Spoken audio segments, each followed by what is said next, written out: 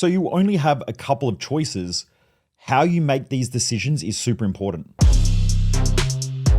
Driven Mofos, welcome back to another episode of The Underestimated Entrepreneur. Shout out to everyone who's been rating and reviewing this podcast. Our 5-star reviews keep going up. So if you're on this app listening to this podcast, please just go and give the star rating if you can. Hopefully it's a 5-star. Hopefully you're enjoying this podcast, but it helps us reach more people. Anyway, let's get into this podcast or this chat. So look, how do you deal with being stuck in life? That's really the key thing. When most people are stuck in life and they don't know what to do and they're scared and they're afraid or they're not getting the results that they want, one of the most common, most attractive things to do is to contract, is to not make decisions, is to play afraid, is to go back to what you know and to play safe. The problem is that most people don't realize that playing safe is one of the most unsafe things that you'll ever do. Because what people call safety isn't safety, it's familiarity. When I think about life, getting healthy is safe, but it's uncommon. So therefore, when you're under stress, it seems like that's the hard option, but it's actually the safe option. Most people consider that's unsafe. And what I mean by that is that when you try to get healthy, you've got to spend more money, you've got to invest more in your health, you've got to look after your diet and so on. But most people go, oh, that's too hard, that's complicated. Okay, cool. Then just keep doing what you're doing. Then when it comes to financially, a lot of people say, well, you know what? The safest thing is that I do what everybody else does, which is predictable. So most people, they buy a house, especially in Australia, they buy a house, they get married, they have kids. Maybe they've got a university degree or a trade. And then now they are stuck in this lifestyle like everybody else. But if you just look around, my question is how many of those people are thriving and are living life as though they're safe and are comfortable and enjoying themselves and are crushing results? The truth is probably hardly any. So when you reverse the idea, right? And if we say like safety is doing what everybody else does, right? Because that seems familiar. It seems comfortable. Humans do things that are familiar to them and they feel are most comfortable and then they label it as safe. But the truth is that that's the most unsafe way of living, because if we flip it around, we go, how many of those people are completely fulfilled in their life at the moment? Probably not many. How many of them are financially independent? Probably none. How many of them, if you ask them what their dream is, what their mission are, how many of them are actually achieving it or on track? Probably hardly any. Then when you say how many of them are stressed out financially, how many have intimate relationship pressure because they're stressed about money, they're stressed about the way that they feel, they don't feel like they're good enough, they don't feel like they're smart enough, they're insecure, they don't know how to communicate effectively? Probably most of them. How many of them are in a great weight range for their age, extremely healthy, fit, and look really good as they age? Probably half, maybe less. Cool. How many of them have great relationships with their family, as in high quality relationships, not where they fit in and do what everybody else is doing, but where they're pushing the boundaries and they're leading their family and showing them the way? Probably not many. So when we look at their life as a whole, it might seem like it's familiar and it's comfortable and it's safe to do what everybody else does. But when you look at it from a perspective of life and lifestyle, you realize that most people don't have their life figured out. They're not on track. They don't enjoy what they're doing. They can't go on holidays. They can't send their kids to the school that they want. They have financial pressure and stress all the time. They have communication issues in their relationship. Their relationship's probably falling apart at some point. They probably do things like consume alcohol, drugs, party, all of that. And then if you look at their debt record, they're probably jacked up to the eyeballs on debt, which is non-productive debt. I'm a huge fan of debt, but I'm a huge fan of debt for investment purposes where you're returning an income or a positive income, or you're using it for some form of gearing in order to create a greater future. What I don't think is good debt is the way most people operate, where they chuck shit on credit card, which is depreciating, that makes them feel good in the moment, but then it's going to come back and bite them in the ass. Going out and buying new cars, not a good investment. I'm not saying don't buy new cars, but what I'm saying is make enough money so that you can buy a new car and not have to stress about the debt, because it doesn't matter. When we look at that, the most safe option in society is the most familiar option, but the most familiar option is dog shit, and it's completely unsafe if you look at it from a different angle. When I was younger, I saw that and I went, there's no way that I want to live that lifestyle. There's no way I feel that that's safe. And so for me, rocking up every day and risking what I need to risk in order to live the life that I want, investing in growth, my own personal growth, hiring mentors, hiring coaches, studying, learning, having good people around me, that's an investment. living a great lifestyle where it makes me enthusiastic to want to go and push hard in life. All of those things are the things that are a great investment to me. So I invest in those things. That's all the things that most people think are stupid or they wish that they could do but will never do. I get asked every week, how did you get to where you got to? And I said, I invested every cent that I had in myself, my own learning, my own personal development, my mindset. And they go, oh yeah, but like what else? And I'm like, that's it. That's what I did. I invested every fucking cent that I had for probably the first 10 years of my business career, my career into that from 19 to about 31. I invested everything that I had into as much growth as I possibly could. And then what happened was at 31, I made my first $1 million. Then the last 9 years, I haven't made less than $1 million, right? Because it's just, that's where I'm at, right? Because that's the level of my mindset. I don't perceive myself anything less than a millionaire. And so that's what it takes. And then people are like, yeah, but what's the strategy? Like, how do you get ahead? How did you build your business? I'm like, if you don't get your mindset, you're not going to get the rest of it right. So you got to do something that's different. But then they're like, yeah, but I've been watching all this. And I'm like, shut up. I know you've been watching all that stuff. You've been watching TikToks and whatever. But the thing is that the real truth is that you have to build yourself. Your value always comes down to you. So when you're under pressure, when you're under stress, and the reason why I keep saying that mindset is the differentiator is because when you look at it, when you're in a stressful phase in life, the first thing that you're going to want to do is to contract. You're going to want to contract back down to a level that you can manage. I've had to train Jess on this. The last 10 years, the last decade, I have spent training Jess how to not think like this. Her family are farmers. She grew up on a farm.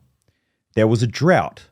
That drought meant that she had pet lambs, right? She had lambs as pet sheep. Now, her dad gave them to her because he would help her raise them, and then they would take them to the markets and stuff and sell them. And then she would get a little bit of money. So he was teaching her about money and finance and hard work.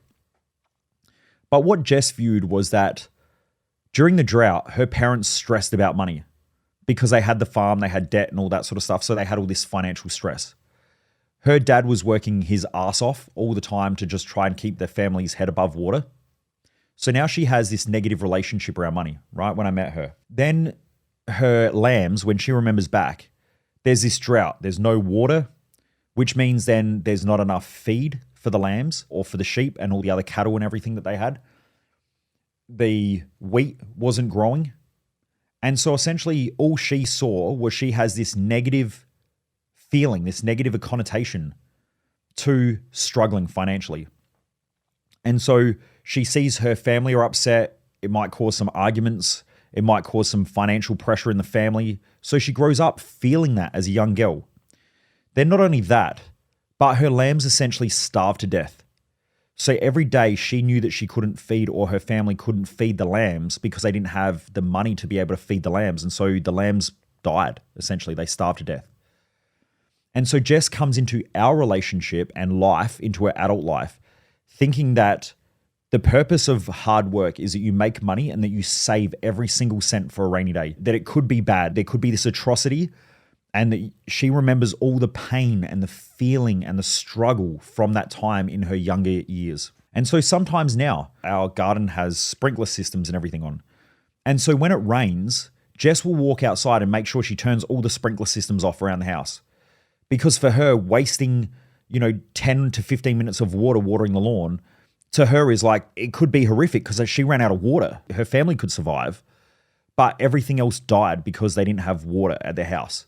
So for her, she's always like, got to save water, because on the farm, they don't have mains water like, residential areas.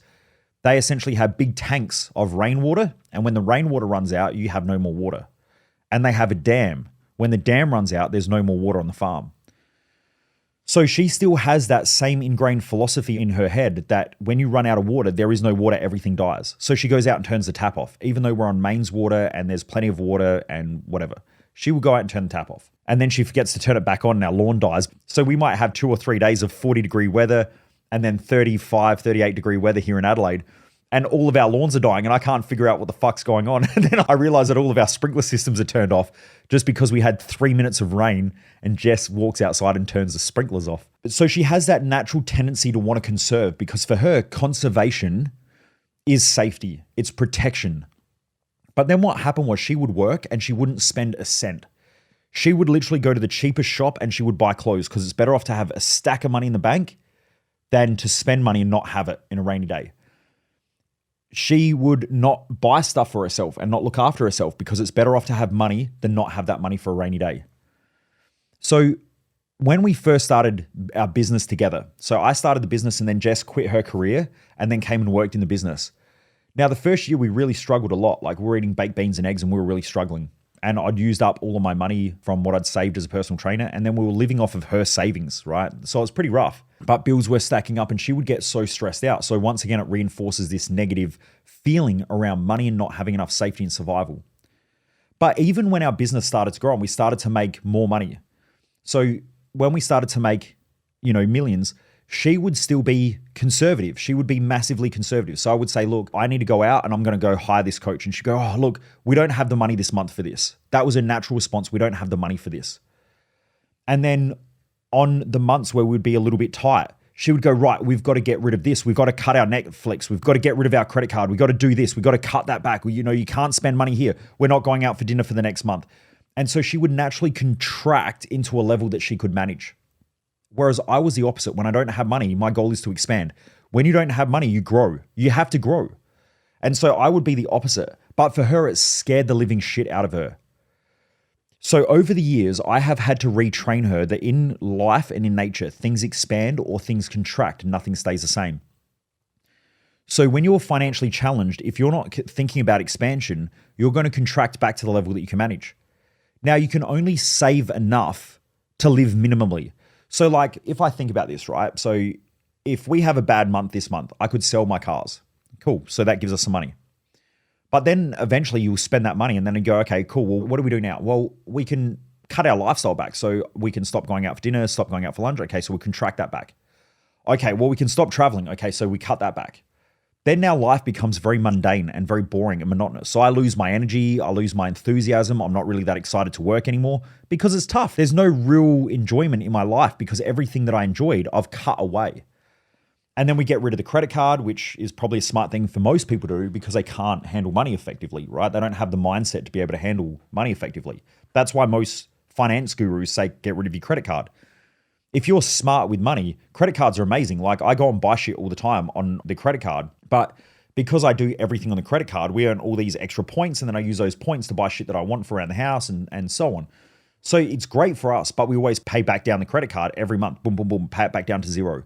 Because then you don't get all the interest and all the other bullshit with it as well, and you don't get stuck in this debt cycle. And humans, 90% of humans, 95% of humans will always spend as much money as they have. So you give them an extra $20,000 and they earn $80,000 a year. Now they spend $100,000 a year. But now they're 20 grand behind and then they've got to pay the interest repayments and all that stuff. And so all they end up doing is paying the interest repayments and never paying down, the lump sum of the debt. That's how most people live, right? So that can be really, really tough for a lot of people. They get stuck in that cycle. For me, I had to explain this to Jess that every time we have a challenge, you have to expand. You don't contract. And so we got in the habit. Jess has been great lately, especially the last couple of years, because she's got in the habit of when we're in rough times, it's like, okay, cool. We don't have enough clients. We need to spend more money on marketing and we need to invest more in sales and we need to invest more in our customer base. Bang, we grow to that next level. What most people do is they would contract. We don't have enough money. We need to cut marketing expenses, cut sales, and cut what we're spending on our customer base. But they contract back down to a level that they can manage. And you can only contract down to zero. Whereas in growth, there's infinite upside. So infinity is the limit. And infinity, there is no limit. So if I keep making more money, I can just keep going forever. The more money I make, the more money I can spend. That can go forever. If you cut costs, you can only cut costs to zero, right? So if your expenses are $20,000, you can only cut 20 grand. That's it. Whereas on the upside, you can make 100,000, 200,000, 500,000, 800,000, 1 million, 2 million, 5 million, 10 million, 100 million, billion, 2 billion, 5 billion, 100 billion, whatever. There's unlimited upside. So most people naturally contract. They do what everybody else does, and they let their past in the way that they grew up dictate how they operate through growth. So the key is to expand, and that's what I've been training Jess on, expand. So now when we have a phase where we're stuck, Jess will come to me and go, how do we grow out of this? And that's what you should be thinking. If you're ever stuck in life, the first thing should be, how do I grow out of this? Not how do I contract back? Because when you contract back, you'll get stuck again. Now, That doesn't mean don't go through all your bills and shit and look at them and cut non-essential expenditure. When we need more money, the first thing that I don't think about going and cutting my Netflix off. Fuck, it's not that much money. Like, I don't worry about that. But what I will do is I go, okay, cool. Look, instead of spending all this money on stupid shit, I'll cut back on that, right? So instead of going out for dinner 7 nights a week, maybe we'll just go out for dinner 3 nights a week or 1 night a week. Like, that doesn't cut my lifestyle and make my life shit. It just means I'll enjoy more cooking at home, and maybe Jess and I can hang out more and cook dinner together. So we're still working on our relationship. We're enjoying ourselves. Those are the things that are important, right? So you don't have to cut lifestyle back to 0 where you're struggling, because the way you feel about life is the way you live life, right? That's super important. I'll say that again. The way you feel about life is the way you live life. If you feel like you're trapped in life, you'll live life like you're trapped. If you feel like you're poor, you're always going to live life like you're poor. So now I'm not saying go out and blow all your cash, because that's also stupid. If you feel like a rich person, but you're not a rich person, you might feel like a rich person, but you haven't earned the right for that yet. And so you essentially lose all your money, and you'll learn a very valuable lesson, which is don't live outside of your means too far. You need to expand, but don't expand beyond your means. Like, I don't go out and borrow $500 million to put into my business growth, because if I do that, I just lose all my money, because I'm not prepared for that yet. I don't have the team. I don't have the knowledge. I don't have all that stuff yet to scale at that rate. So when you're at a level where you're stuck or where you're struggling in life, the best thing that you can do is commit, decide, expand, and watch what happens. You'll start dominating. So my philosophy is always commit, expand, dominate. Commit, expand, dominate. Commit, expand, dominate. You commit to what you want, you expand into it, and you dominate the marketplace, or you dominate in that area of life. What you do not do is you do not contract back down to it, right? Most people will always go back to what they can manage, and most people can't manage much because of their mindset. Mindset's the key. That's why I keep saying, work on your mindset, change your life. Change your mindset, change your life. The more you invest in your own personal growth, the more valuable you become as a person, the more you'll know how to drop the hammer on these things. That's why now, if I need $50,000, I don't stress about it. I just go out and I make 50 grand. Because even at the time, if I'm pressing every button, there is 100 different things that I can do to get that money. Because of all the skills that I've developed throughout the years. Because of the mindset that I have, knowing that I can make it work. Whereas for most of you out there, you don't have that mindset. You haven't earned that right, and you haven't developed the skill sets yet. And so naturally what will happen is you'll just contract back down to the level that you can manage. Every time you do that, you're going to have to build yourself back to where you're at today. So I'll give you an example. If you're here today, let's say you're at the level of lifestyle that you're playing at, then the shit hits the fan in life or in business, and you contract. You contract back down. You start making smaller decisions. You become more afraid. You're more fear-driven. So you contract back. You become less of a person. You start operating out of fear and desperation. Then because of that, your lifestyle contracts a little bit. Your business contracts a little bit. The way you operate contracts, so your thinking contracts again. Your emotions start shifting, and you allow negative emotions that are more contraction emotions to dominate the way you feel every day. So you rock up every day feeling less of a person, and then you expect to grow out of that. You expect to go back to the lifestyle that you're at. It's going to be hard again. So now from there, you have to go back out to the world, try to convince everybody else that you're crushing it in life, that you're doing great, that you feel good about yourself, that you feel good about life, and that everything's going okay, because it's hard to sell when you're desperate.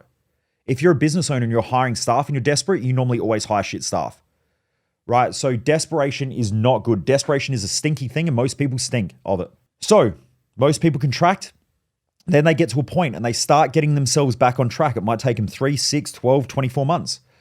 And they're like, cool, now I'm starting to feel safe again. I'm starting to feel comfortable. They grow back to the level that they were at before. It just took them 12 months. So they contracted, and then now it's taken them 12 months to get back to that same level. Then the shit hits the fan. They contract back down to the level that they were at previously. They sit there for 3, 6, 12 months. Then they expand back up to the level that they were comfortable at. And they just stay at that position their whole life. So most of you who are listening to this podcast, you just stay in the same position your whole life, right? Between where you feel like you want to be, where you're most comfortable, and then you contract back down to a level where you feel the most safe. And then you expand up to a level where you feel comfortable, and then you contract back down to a level where you feel safe. And I guarantee that for 99% of you who are listening to this podcast, the majority of your decisions in life are based on safety and comfort, because comfort is your high level and safety is your low level. And that's it. You'll only ever play the game between safety and comfort. But the truth is that comfort is never comfortable. I guarantee you right now, if I said to you, would you work your ass off, make a lot of unsafe decisions where you push and expand out of all the problems, out of all the challenges, and you always make shit work? If I said to you right now, you need to pay $20,000 and I'm going to coach you on how to grow, and you're like, yep, let's do it. If you were prepared to do that right now, you're probably at a level to grow to the next level. If I said $20,000 and you're like, oh yeah, I'm not ready for that. Like I want to do it. And then I go, right, got a $3,000 product. And you're like, oh man, I need to think about it. Then I'm like, cool, I got a $47 product. And you're like, oh yeah, man, send me the details and I'll check it out. And then you take 3 months to decide. That's because right now you're playing right in between your safety and your comfort zone, right? You want to be safe enough to have all the money and to have the lifestyle and to have everything. You want to have everything figured out before you move. And then when you're in your comfort zone, you don't need to change because you're comfortable. That's how most people live. I guarantee you right now, your whole life is probably based around safety and survival or comfort, which is the same reason why most people want to pay off their home, because it makes them feel safe. It's not the smartest thing to do. Now, if you've got a good strategy, like if you've gone to a financial planner who's really, really good, and you work with a good accountant, and you have a strategy for financial abundance, and they say pay off your home for all these other reasons, and you can use the debt and the equity for other things, you got a game plan. That's smart.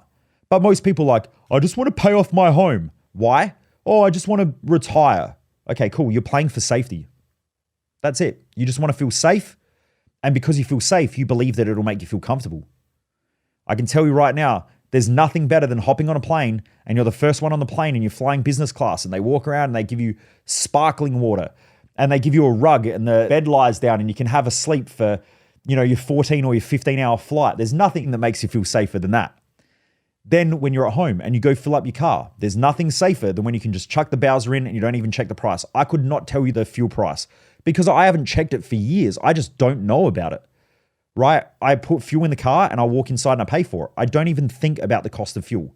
I don't think about the cost of groceries. I don't think about it because I have enough money coming in because of the way that I consistently operate by expanding into challenges, by expanding into problems. Now, some of you right now, this is making you judge me and feel uncomfortable. That tells you at the level that you're playing at. I'm not judging you for your decisions, but you probably judging me for my decisions and thinking, oh, well, it's lucky, you're lucky and you're gloating. But I'm not gloating. I'm just saying that most people's comfort zone is not comfortable at all. It is not comfortable.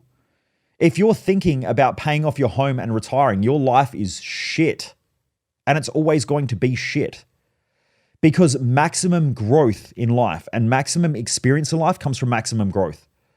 And so if you're not growing, you're dying. If you're not expanding, you're contracting. And you want to pay off your home and be comfortable so that then you can sit at a steady level in life that makes you feel safe. But at the same time, everything around you is going to start to fall apart. Because life is going to force you to grow.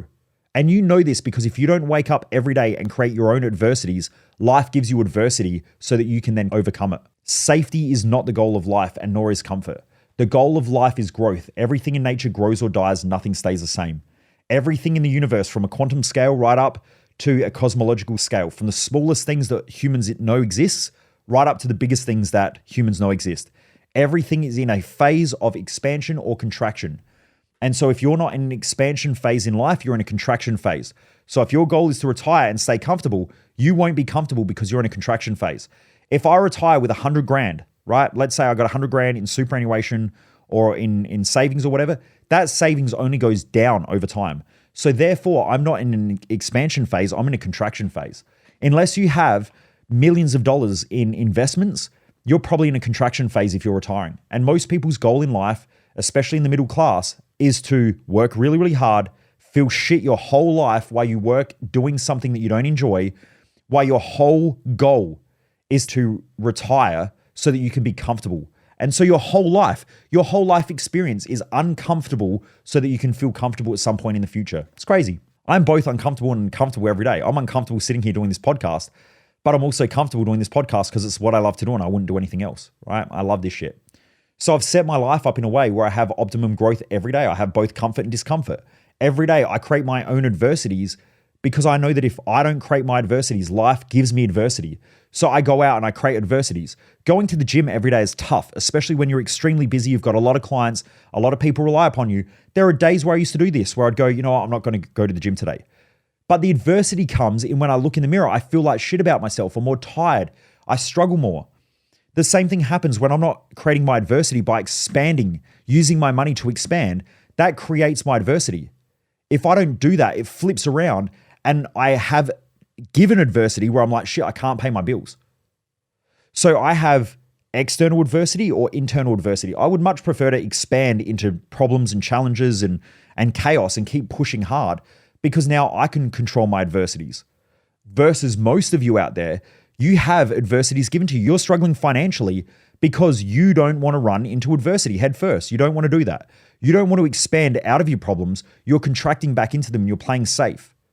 And you live your whole life playing between safety and comfort. If that's how you want to operate, that's cool, but you're never going to really be comfortable. It's the woman in the red dress that I've spoken about before. It's the analogy that I use, right? It's a distraction, right? If you haven't heard that analogy before, go and watch The Matrix. It's a really important part of that whole movie where the woman walks past and he gets distracted and he looks at her, and when he turns around, there's undercover agents standing right in front of him. And the lesson is that he's being taught is that when you get distracted by things, which is the woman in the red dress, the attractive shit around you, all of a sudden you lose the plot and you'll get caught out. In life, people do that all the time because they start worrying about things like, retirement. Retirement is a delusion. It's a myth of the middle class in Australia. Humans should never retire from anything. If you go back to ancient cultures, they didn't retire. They just exchanged roles. So the hunter would become the noble. So after years and years of being a great hunter and learning all those skills, they then become the noble and they pass it on to the next generation. So they always had a place in society. The problem is now old people, we just chuck them in a home because they're essentially fucking useless. And they're not useless. It's just that we don't utilize their skills and their wisdom and their greatness in life. Because back when I was young, we got told to always respect your elders because elders were wise. But then all of a sudden with the schooling system and university and all that shit, we get taught that we don't need to learn stuff from our grandparents and from our family about our history and all of these great noble things. We go and learn that from university system. We don't learn that from our parents anymore. We learn that by putting kids in childcare.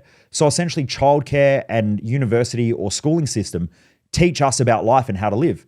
Yet the people who are teaching us have never really lived or potentially never even had a life. I have family members who are teachers and they haven't really done that much shit with their life, right? That's fine though. Like if they're teaching algebra and mathematics, cool. But at the same time, they've never used those skills to create anything apart from they finished school, they went to university, learned how to be a teacher, and now they teach people the things that they've learned at university, and that's it. So they're just an educator. They've never really passed on those skills and learned things. So our whole society has lost the plot a little bit. So people now, they work hard, want to retire because they think retirement is the goal of life because that then creates freedom. But the thing is that when you create that freedom, now you're trapped for the rest of your life because you're in a contraction phase and you probably won't get out of it, right? You've just committed the ultimate adultery in life where now you're just committing the cardinal sin. You have to have a purpose in life. You have to have a mission. You have to keep growing. And many great people do that. My grandmother, she's never worked a job, but she was a stay-at-home mum. But when my grandfather was around, my grandfather was the sole income earner. Now, he worked hard. My grandmother, her role in that relationship dynamic, which you get to choose whether you believe in this or not, but she was the person who kept the household structured. But she also structured and managed the finances. So my grandfather would earn the money and he would invest, but my grandmother would always watch over it, check the incomings and outgoings. So she became very financially savvy. And her and my grandfather would sit down every morning and listen to the share report and invest. And now she's 84 years of age, I think. She's 84. She's super witty. She's super fucking smart. I love sitting down with her and having a chat because she knows what's going on in the financial markets. She knows what's happening with shares.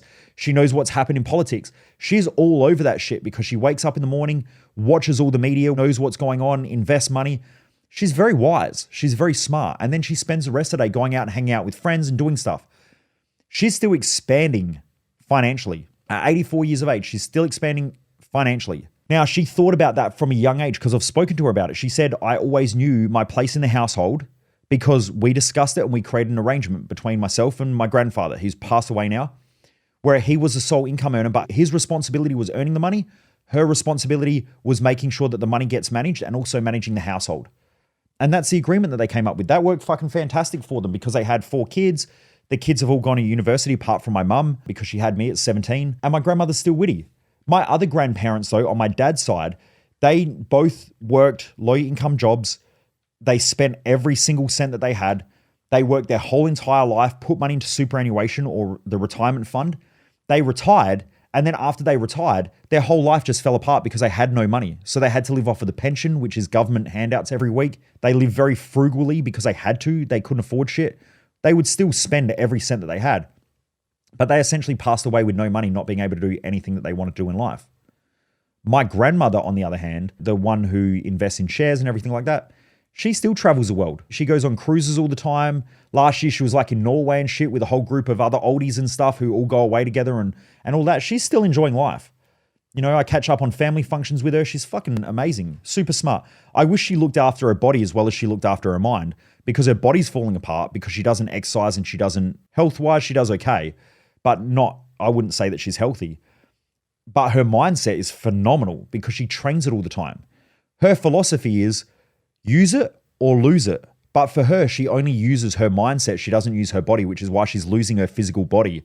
But at the same time, she's kept her mindset really, really sharp. So look, you need to expand or commit, expand, dominate. Commit, expand, dominate. Commit, expand, dominate. That's what you need to do. So anytime you're struggling, just remember, commit, expand, dominate. If it's in the area of health, commit to better health, expand into learning more, into growing more, into developing the skills and the habits, and then just dominate your health. If you want to have a great relationship, commit to the relationship, expand in the relationship by developing communication skills and all these other skills, and then watch what happens. You will dominate in your relationship. And I don't mean that like you don't dominate your partner, but you have an amazing relationship that you're doing way better than most other people. If you want to get ahead financially, commit to it, expand into it, and keep expanding into it, and then just dominate financially. Do the same in your business. Watch what happens. Your life will transform. But you have to break out of that middle class, lower class thinking, because if you act like them, behave like them, you'll end up like them. And most of the middle class are always in that same position. Like they're very, very predictable. Anyway, I hope this episode helps. If you're not part of my Dominate program, get in there, right? It's $47 US a month. Go and check it out. You can go to my website, michaelmojo.com. There's a whole 12-week section there on wealth creation. There's a 12-week section on mindset. There's a 12-week section on health.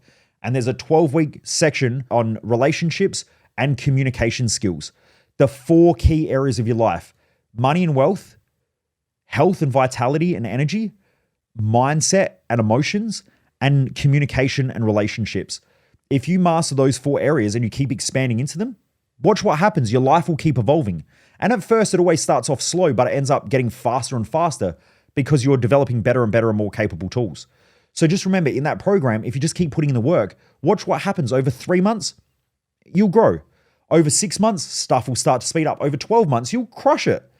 And then if you keep committed to that and growing in our community, people that I've seen like 2 or 3 years ago, they are crushing it because they committed to a longer term game than the short term responses that most of you will respond to. Anyway, Driven Mofos, have a great day. Keep kicking ass. Remember to expand, commit, expand, and then dominate. Have a great day, everyone. Keep kicking ass and go check out Dominate at michaelmojo.com. Most people waste their life, and I just don't want you to be one of them.